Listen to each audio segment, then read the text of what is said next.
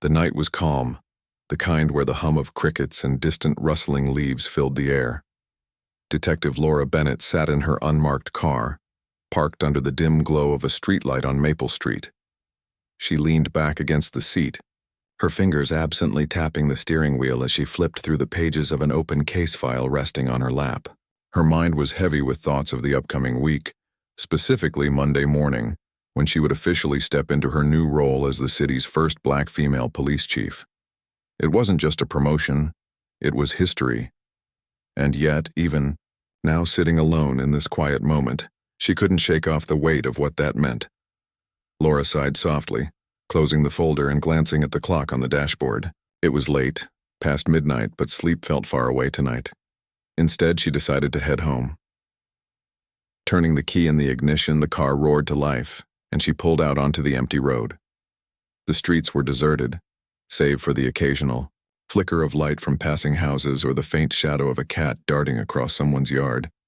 Everything seemed peaceful, until red and blue lights suddenly flashed behind her. Her heart sank as she checked her rearview mirror. A patrol car had appeared without warning, its siren silent but its presence undeniable. Laura groaned inwardly, gripping the steering wheel tighter. She knew exactly why they were pulling her over. A broken taillight. It had been on her mental to-do list for days, but between work and personal responsibilities, she hadn't gotten around to fixing it. Still, the sinking feeling in her stomach wasn't just frustration over the oversight. It was something deeper, something familiar. She signaled and pulled over to the side of the road, rolling down her window as the cool night breeze brushed against her face. Taking a deep breath, she reminded herself to stay calm. This wasn't her first traffic stop, though most had happened long before she earned her badge. Even after years of serving in law enforcement, these moments never lost their sting. They carried echoes of past experiences, times when being a black woman in uniform didn't shield her from judgment or stereotypes. Two officers stepped out of the patrol car, their flashlights cutting through the darkness as they approached her vehicle. One shone his light directly into her face while the other lingered near the driver's side door. Laura kept her hands visible on the steering wheel, her expression neutral despite the irritation bubbling beneath the surface. "License and registration, please," one of the officers said, his tone clipped and formal. There was no warmth in his voice, only authority. Laura nodded, reaching carefully into her bag for her wallet and then leaning forward to grab the registration papers from the glove compartment. As she handed them over, her eyes caught sight of her badge lying on the passenger seat. Its golden emblem gleamed faintly under the streetlight, a small reminder of who she was and who she was about to become. But the officers didn't seem to notice. Or if they did, they didn't acknowledge it. Their demeanor remained guarded, almost suspicious, as though they were dealing with someone entirely unfamiliar with the system she had dedicated her life to upholding. For a brief moment, Laura considered saying something, introducing herself right then and there. But she hesitated, choosing instead to wait and see how this encounter would unfold. What started as a routine stop quickly began to feel anything but ordinary. The officer holding Laura's license and registration studied the documents under the glow of his flashlight, squinting slightly as if trying to make sense of what he was seeing. His partner stood a few feet away, his hand resting casually on the holster of his gun, scanning the interior of the car with sharp, suspicious eyes. The tension in the air was palpable, though Laura did her best to remain calm. She sat perfectly still, her hands resting lightly on the steering wheel, watching their every move. "Detective Bennett?" One of the officers finally spoke, glancing up from the papers. His tone carried a hint of skepticism, as if questioning whether the title printed there matched the woman sitting before him. "You're a detective." "That's correct," Laura replied evenly, meeting his gaze without flinching. Her voice was steady, but inside, she felt a familiar pang of frustration bubbling to the surface. Over the years, she had grown accustomed to moments like this, moments when people doubted her credentials simply because of how she looked. But tonight, it stung more than usual. Perhaps it was the weight of knowing that in just a few days, she would be leading the very department these officers belonged to. Or perhaps it was the exhaustion of constantly having to prove herself, even after all she had achieved. One of the officers leaned closer, shining his flashlight into the car again. This time, the beam landed on the badge clipped to the dashboard. He paused for a moment, tilting his head as if weighing its significance. Then, almost dismissively, he turned back to his partner. "She says she's a detective," he muttered, loud enough for Laura to hear. There was no apology in his tone, no acknowledgement of the oversight, just indifference. Laura took a slow, deliberate breath, choosing her words carefully. "I've been with the force for over 15 years, she said, her voice firm yet measured, "currently assigned to major crimes, and starting Monday I'll be stepping into the role of police chief." For a split second, both officers froze, exchanging uncertain glances. Clearly, they hadn't expected that response, but instead of offering an apology or backing down, one of them pressed further. "If you're really who you say you are, then why didn't you get your taillight fixed?" he asked, his tone laced with accusation. "Isn't that something someone in your position should prioritize?" The question hit harder than Laura anticipated. On the surface, it seemed like a simple inquiry about vehicle maintenance, but beneath, the words lay a deeper implication, a subtle suggestion that someone like her wouldn't naturally belong in such a high-ranking position. Someone like her. Those 3 words echoed in her mind, stirring memories she had tried so hard to bury. Years ago, when she first joined the academy, she had faced similar doubts. Instructors questioned her physical stamina. Colleagues whispered behind her back, assuming she had only made it through because of quotas or favoritism. Even now, after rising through the ranks and earning countless commendations, she still encountered those lingering glances, the ones that said, "Prove it. Prove you deserve to be here." Laura clenched her jaw briefly, forcing herself to stay composed. "I've been focused on wrapping up some critical cases," she explained, keeping her tone professional. "It slipped my mind, but rest assured I'll take care of it tomorrow." Her explanation fell flat. One of the officers crossed his arms, clearly unconvinced. "Well, maybe next time you'll remember that even detectives have to follow the rules," he said, his tone smug. It was less of a warning and more of a jab, designed to remind her of her place, or at least the place they thought she occupied. Laura wanted to argue, to point out the hypocrisy of their behavior. After all, she knew firsthand how often white male officers received leniency during routine stops. Broken taillights were rarely treated as serious offenses unless the driver fit a certain profile. But arguing wouldn't help. Instead, she forced a tight smile, nodding politely. "Noted," she said simply. As the officers stepped back to confer quietly, Laura stared straight ahead, gripping the steering wheel tighter.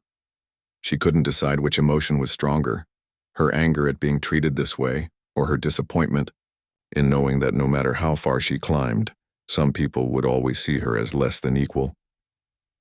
The 2 officers stepped a few paces away from Laura's car, their heads bent together as they whispered back and forth. One of them glanced over his shoulder at her occasionally, his expression unreadable in the dim light. Laura watched them through the rearview mirror, her patience wearing thinner with each passing second. She could feel the weight of their skepticism, pressing down on her, even though they were no longer standing directly beside her. It was in the way they hesitated, the way their body language screamed distrust, as if she were some stranger trying to bluff her way out of trouble rather than a decorated detective moments away from becoming their superior. Finally, one of the officers returned to her window, his radio crackling softly as he spoke into it. "Dispatch, can you verify Detective Laura Bennett's credentials? Badge number 5472. His tone was flat, almost mechanical, but there was an underlying edge to it, a mix of doubt and authority that grated against Laura's nerves.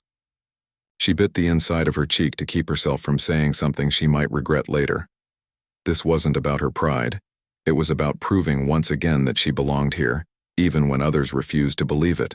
While waiting for dispatch to respond, the other officer lingered by her car door, his flashlight sweeping lazily across the interior. He paused briefly on the badge clipped to her dashboard before moving on, seemingly unimpressed. "So," he said casually, leaning slightly toward the open window. "What exactly does a detective do all day? Sit behind a desk pushing papers?" Laura blinked, taken aback by the question. Was he genuinely curious or just mocking her? Either way, she couldn't let his comment slide without addressing it. "Not quite," she replied coolly, her voice steady despite the irritation bubbling beneath the surface. "I investigate homicides, track down suspects, piece together evidence, things like that. You'd be surprised how much legwork goes into solving cases." The officer smirked faintly, clearly amused by her response. "Sounds tough," he said, though his tone suggested otherwise. "Guess you don't have much time for fixing taillights, huh?" It was a jab, plain and simple, one designed to remind her of her supposed failure to adhere to basic rules. But what bothered Laura most wasn't the insult itself. It was the implication behind it. To them, she wasn't a seasoned professional who had spent years risking her life to protect the community. She was just another driver, a black woman in a late-night traffic stop, who needed to be reminded of her place. And that realization stung far more than any sarcastic remark ever could. Before she could respond, the first officer returned, frowning slightly. "Dispatch confirms she's legit," he muttered to his partner. Then, turning back to Laura, he added gruffly, "Looks like you're telling the truth." For a moment, silence hung between them, heavy and awkward. Neither officer offered an apology or even a hint of acknowledgement that they had misjudged her. Instead, they stood there waiting expectantly, as if expecting her to thank them for verifying her identity. Laura took a deep breath, forcing herself to remain calm. "Is there anything else I need to address?" she asked, her voice clipped, but polite. She wanted nothing more than to leave this encounter behind her, to drive home and put distance between herself and the simmering frustration threatening to boil over. The first officer hesitated, then shook his head. "Just make sure that taillight gets fixed ASAP," he said, his tone dismissive. With that, he handed her paperwork back through the window and stepped aside, signaling for her to go. As Laura pulled away from the curb, her hands gripped the steering wheel tightly, her knuckles white. The anger coursing through her veins wasn't just about tonight. It was about every similar moment she had endured throughout her career. Every doubting glance, every condescending remark, every assumption that she didn't belong. These weren't isolated incidents, they were threads woven into the fabric of her journey. And as she drove home under the pale glow of the streetlights, she couldn't help but wonder, would things ever truly change? Or would she always have to fight twice as hard just to earn half the respect? As Laura drove home, the hum of her car's engine provided a soothing rhythm that did little to calm the storm brewing inside her. The encounter with the officers replayed in her mind like a broken record, each word and glance etched vividly into her memory. She gripped the steering wheel tightly, her knuckles still white despite the distance growing between her and the scene of the traffic stop. Her thoughts raced, not just about what had happened, but about everything it represented. Pulling into her driveway, she turned off the ignition and sat there for a moment, staring at the darkened windows of her modest home. It was late, and the neighborhood was silent except for the occasional chirp of crickets or the distant bark of a dog. For a fleeting second, she considered stepping out of the car and heading straight inside, pretending the night's events hadn't shaken her. But deep down, she knew better. Tonight wasn't something she could easily brush aside. Instead, Laura reached for her phone on the passenger seat and scrolled through her contacts until she found the name she was looking for. Marcus. He was more than just her older brother. He was her confidant, someone who understood the weight she carried every day as a black woman navigating spaces not always meant for her.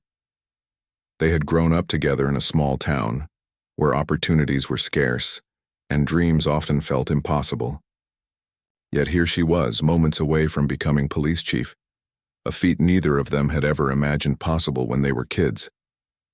She hesitated before pressing the call button, glancing at the clock on her dashboard. It was nearly 1 a.m., and she hated disturbing him so late. But Marcus answered on the third ring, his voice groggy but immediately alert when he heard hers. "Laura, everything okay?" For a moment she didn't respond. How could she explain what had happened without sounding bitter, or worse, defeated? Finally she sighed softly. "I got pulled over tonight," she began, her tone measured but tinged with frustration. "2 officers stopped me for a broken taillight. Nothing major, right? Except..." Her voice trailed off and Marcus filled the silence. "Except they treated you like you weren't who you said you were." "Exactly," Laura said, relief washing over her that he understood without needing all the details. "They acted like I was lying about being a detective, like my badge wasn't enough proof. And when dispatch confirmed my credentials, they still couldn't even muster a simple apology, just handed me my paperwork and told me to fix the light." Marcus exhaled sharply on the other end of the line. "Damn, sis. That's messed up." "It's not just tonight," Laura continued, her voice trembling slightly now. "It's every time I walk into a room and people look at me like I don't belong there. Every meeting where someone questions my decisions because I'm too young or too inexperienced. Every comment about how I must have gotten this far because of quotas instead of hard work. Tonight was just another reminder." There was a long pause before Marcus spoke again. "You know what makes me mad? It's not just those guys. It's the system that lets stuff like this happen over and over again. You've earned your spot, Laura. You've busted your ass for years, and yet you still have to prove yourself to people who should already know better." Tears pricked at the corners of Laura's eyes, though she blinked them away quickly. She hated crying. It made her feel vulnerable, weak. But sometimes emotions demanded release, no matter how much she tried to suppress them. "I'm tired, Marcus," she admitted quietly. "Tired of fighting to be seen. Tired of carrying the weight of everyone's expectations while dealing with their doubts. Sometimes I wonder if it'll ever get easier." Marcus's voice softened. "It won't," he said honestly, "but that doesn't mean you stop. You're paving the way for others, Laura. Maybe one day some girl who looks like us won't have to go through what you're going through now. And that's worth it, isn't it?" Laura nodded even though he couldn't see her. "Yeah," she whispered. "It is." Hanging up the phone, she sat in the quiet darkness for a few more minutes, letting his words sink in. The road ahead wouldn't be easy. She knew that. But maybe, just maybe, it would be worth it. The next morning, sunlight streamed through the blinds of Laura's kitchen window, casting golden streaks across the wooden table where she sat nursing a cup of coffee. The events of the previous night still lingered in her mind, but something had shifted overnight. The anger and frustration that had kept her awake for hours had transformed into something else: determination. She wasn't going to let one bad encounter define her or derail the momentum she had worked so hard to build. As she sipped her coffee, her phone buzzed on the counter. It was an email notification from Chief Anderson, her soon-to-be predecessor. The subject line read, "Welcome aboard, Chief Bennett." Her heart swelled with pride as she opened it. Inside was a heartfelt message congratulating her on the promotion and outlining the agenda for her first official day on Monday. There were introductions planned, speeches to deliver, and meetings with key members of the department. It was a lot to take in, but Laura felt ready, or at least she wanted to be. She glanced at the calendar pinned to her fridge. Monday was only 3 days away. 3 days until she stepped into a role that would put her directly in charge of the officers who had pulled her over last night. The thought sent a shiver down her spine, not out of fear, but out of anticipation. What would they say when they realized their new boss was the same woman they had doubted just hours ago? Would they feel embarrassed? Apologetic? Or would they brush it off as if nothing had happened? Laura leaned back in her chair, tapping her fingers lightly against the side of her mug. She knew she couldn't dwell on what others might think or do. Instead, she needed to focus on how she could use this position to make real change, not just for herself, but for everyone who came after her. That traffic stop had been a stark reminder of the biases embedded within the system, even among those sworn to uphold justice. If she wanted to leave a lasting impact, she had to address these issues head-on. Her thoughts turned to training programs and community outreach initiatives. Over the years, she had seen firsthand how lack of understanding could breed mistrust between law enforcement and marginalized communities. Officers often operated based on stereotypes rather than facts, leading to situations like the one she experienced last night. But it didn't have to be that way. With proper education, open dialogue, and accountability measures, things could improve. Determined to get started, Laura grabbed her laptop and began drafting ideas for her first major project as police chief. A mandatory diversity and inclusion workshop for all officers. She envisioned bringing in experts to discuss implicit bias, cultural sensitivity, and de-escalation tactics. These weren't revolutionary concepts, but they were necessary steps toward building a more equitable force. As she typed, her mind raced with possibilities. Maybe she could also implement mentorship programs pairing seasoned officers with rookies from diverse backgrounds, or perhaps create town hall meetings where residents could voice concerns directly to leadership. By the time she finished jotting down notes, the morning sun had climbed higher in the sky, filling her small kitchen with warmth. For the first time since the traffic stop, Laura felt a sense of purpose coursing through her veins. Yes, the road ahead would be challenging, and yes, not everyone would agree with her methods, but she reminded herself why she had pursued this career in the first place: to serve, to protect, and to inspire change. With renewed energy, she stood up, rinsed her coffee mug, and headed toward the garage. First things first. Fixing that taillight. Not because anyone told her to, but because she refused to give anyone ammunition to question her integrity. As she worked under the hood of her car, sweat trickling down her brow, she allowed herself a small smile. This was just the beginning, and no matter what challenges lay ahead, Laura Bennett was ready to face them head-on, as a leader, as a trailblazer, and as someone determined to make a difference. Monday morning arrived with a crispness in the air that hinted at autumn's approach. Laura stood in front of the full-length mirror in her bedroom, smoothing out the lapels of her freshly pressed uniform. The gold badge pinned to her chest gleamed under the soft light, its weight heavier than she remembered. This wasn't just another day. It was the start of a new chapter, one where she would lead by example and set the tone for the entire department. As she drove to headquarters, her mind buzzed with excitement and nerves. She had spent the weekend preparing meticulously, reviewing files, rehearsing speeches, and finalizing plans for her first initiatives. But now, as she pulled into the parking lot and saw rows of patrol cars lined up neatly, reality hit her like a wave. These were her officers now, the same ones who had doubted her just days ago. How would they react when they realized their new chief was none other than Detective Laura Bennett? Walking through the glass doors of the precinct, she felt every pair of eyes on her. Conversations paused mid-sentence and officers exchanged curious glances. Some offered polite nods or murmured congratulations, while others simply stared, clearly taken aback. Among them, she spotted the two officers from Friday night. They stood near the coffee machine whispering to each other. When one of them noticed her approaching, his expression shifted, from surprise to unease. "Good morning," Laura said warmly, addressing the group gathered around the break room. Her voice carried authority but also warmth, a balance she had worked hard to perfect. "I'm Chief Bennett. I know many of you already, but for those who don't, it's a pleasure to meet you." The room fell silent, all eyes fixed on her. She could feel the weight of their scrutiny, but she didn't let it faze her.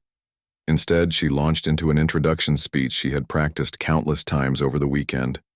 She spoke about her vision for the department, building trust within the community, fostering teamwork among officers, and ensuring accountability at every level. Her words were met with polite applause, though she noticed a few skeptical faces lingering in the crowd. Afterward, as officers dispersed to their respective duties, Laura made a point to introduce herself personally to everyone. When she reached the two officers from Friday night, she extended her hand with a calm smile. "Detective Ramirez, Officer Hughes," she said, using their names deliberately. We've actually met before, though I doubt you remember. Both men stiffened, their cheeks flushing red. Detective Ramirez cleared his throat awkwardly. Yes, ma'am. Friday night, right? That's correct, Laura replied evenly. I appreciate your diligence in pulling me over. It's important we hold ourselves accountable, even internally. However, I hope my promotion doesn't catch either of you off guard too much. Officer Hughes shifted uncomfortably, avoiding eye contact. No, ma'am. Congratulations on the new role. Thank you, Laura said, her tone firm yet kind. And just so we're clear, I expect professionalism from everyone on this team, regardless of rank or personal biases. That includes respecting badges, whether they belong to colleagues or citizens. Her message was clear, leaving no room for misinterpretation. Both men nodded quickly, mumbling assurances before excusing themselves.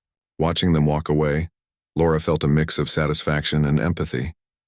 While part of her wanted to hold on to the sting of Friday night, another part understood that change wouldn't happen overnight. People needed time to adjust, to unlearn habits and challenge assumptions. Later that afternoon, during a meeting with senior staff, Laura unveiled her diversity and inclusion workshop proposal. At first, there was hesitation. Some argued it might be unnecessary or overly ambitious. But Laura remained steadfast, explaining how such programs could strengthen relationships not only within the department, but also with the community. Slowly, she began winning them over, one conversation at a time. By the end of the day, exhaustion settled heavily on her shoulders. Yet as she locked up her office and headed home, she couldn't help but feel hopeful. Change wouldn't come easily, but she was determined to see it through, for herself, for her officers, and for the people counting on her leadership. Weeks turned into months, and Chief Laura Bennett's presence began to reshape the department in subtle but significant ways. Her initiatives weren't met without resistance. Some officers grumbled about mandatory workshops or dismissed her emphasis on community outreach as soft policing. But slowly, attitudes started shifting. Officers who had once been skeptical found themselves engaged in honest discussions during training sessions. Residents who had long distrusted law enforcement began attending town halls, voicing their concerns directly to leadership for the first time. One evening, after wrapping up a particularly productive meeting with local activists, Laura sat alone, in her office reflecting on how far they'd come. The room was quiet except for the faint hum of the overhead lights. Papers were scattered across her desk, notes from meetings, feedback forms from workshop participants, and thank you letters from citizens who appreciated the department's renewed efforts. It wasn't perfect, but progress was undeniable. Her phone buzzed, breaking the silence. It was Marcus calling again. Smiling faintly, she answered. "Hey, big brother. Just checking in," he said, his voice warm. "How's it going? Still surviving?" Laura chuckled softly. "Surviving and thriving, I think. Things are getting better bit by bit." Marcus paused before responding. "That's good to hear. You know, I've been thinking. You're doing more than just running a department. You're changing lives, including yours." His words caught her off guard. She leaned back in her chair, staring at the ceiling. "I hope so," she admitted quietly. "Sometimes it feels like I'm pushing against a mountain. There are days when I wonder if anything I do really matters." "It does," Marcus said firmly. "You might not see it right away, but trust me, it matters. People notice when someone fights for fairness, even when it's hard. And someday, little girls who look like us will grow up knowing they can be chiefs too, not because of quotas or handouts, but because of people like you." Tears pricked at the corners of Laura's eyes, but this time, they weren't tears of frustration. They were tears of gratitude, for her brother's unwavering support, for the mentors who had guided her along the way, and for the courage she had mustered to keep moving forward despite every obstacle. The following week, Laura received an unexpected visitor at headquarters, a young girl named Maya, accompanied by her mother. Maya shyly handed Laura a handmade card decorated with glitter and drawings of police badges. Inside it read, "Thank you for being brave and strong. You inspire me." Laura knelt down to meet Maya's gaze, her heart swelling with emotion. "This means so much to me," she said sincerely. "Do you want to know something? When I was your age, I didn't think becoming a police chief was possible, but here I am today. So if you dream big and work hard, there's no limit to what you can achieve." Maya grinned widely, clutching her mother's hand. As they left, Laura stood in the doorway watching them go, feeling a renewed sense of purpose. This moment, this connection, was why she kept fighting. Every challenge, every late night, every difficult conversation was worth it if it meant inspiring even one person to believe in themselves. Over the next year, the department continued to evolve. Trust between officers and the community grew stronger, crime rates dropped, and morale within the force improved. Laura became known not just as a trailblazer, but as a leader who cared deeply about her team and the people they served. And though she knew the journey wasn't over, that there would always be more work to do, she faced each day with resilience and hope. Because now, more than ever, she understood the power of perseverance. Laura Bennett had stepped into history as the city's first black female police chief, but her true legacy lay in the lives she touched and the paths she paved for those who would follow.